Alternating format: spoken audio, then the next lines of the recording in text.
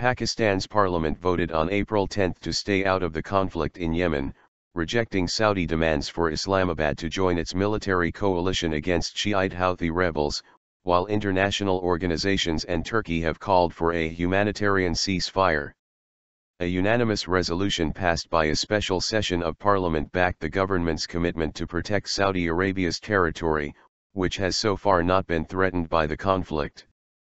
But it said Pakistan should play a mediating role and not get involved in fighting in Yemen, turning down long-standing ally Riyadh's request for troops, ships, and warplanes. Parliament of Pakistan underscores the need for continued efforts by the government of Pakistan to find a peaceful resolution to the crisis, the resolution said. Parliament desires that Pakistan should maintain neutrality in the Yemen conflict so as to be able to play a proactive diplomatic role to end the crisis. The motion is not binding, but Prime Minister Nawaz Sharif said last week that any Pakistani participation would need the backing of the legislature. It was passed after 5 days of debate on the Yemen crisis, in which many lawmakers urged Sharif not to send Pakistani forces to join the fight. The coalition of largely Sunni Muslim countries led by Riyadh has been hitting Houthi Shiite rebels in Yemen with airstrikes in a bid to restore the government of fugitive President Abdrabbuh Mansur Hadi. Saudi Arabia has vowed to bomb the rebels, who it says are backed by Tehran, into surrender to prevent them establishing a pro-Iran state on its doorstep. Islamabad found itself in an awkward position on Yemen. It has deep military and religious ties to Saudi and has long benefited from the oil-rich kingdom's largesse.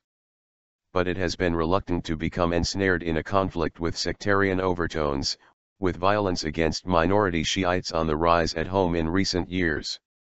Moreover, the large Pakistani military is stretched, maintaining a heavy presence on the border with arch-rival India as well as fighting against Taliban militants in the northwest.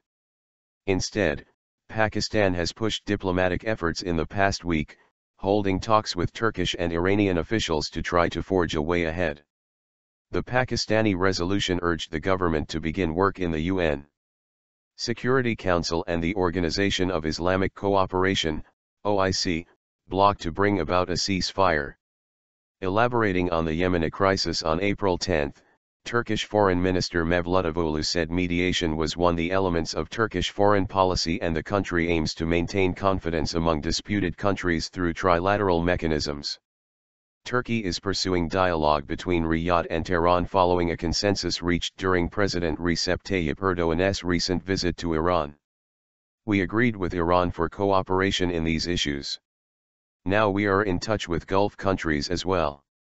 We'll continue our talks, Cavusoglu said at a press conference with his Sudanese counterpart, Ali Ahmed Kardi. Roles fall to countries such as Turkey, Iran, and Saudi Arabia to facilitate a ceasefire in Yemen, deliver humanitarian aid, launch negotiations with the participation of all sides and maintain an inclusive administration in the country, the minister said. There are countries responsible for the current situation in Yemen, Cavusoglu said, noting that the Turkish leaders openly discussed this issue in Tehran, during the visit of Erdogan. Turkey has made efforts to facilitate international efforts to reach a humanitarian pause both in air strikes by Saudi Arabia and in fighting by Houthis, a foreign ministry official told the Hurriyet Daily News. Cavusoglu might conduct a meeting with his Iranian counterpart or just conduct phone calls between the parties, the official said.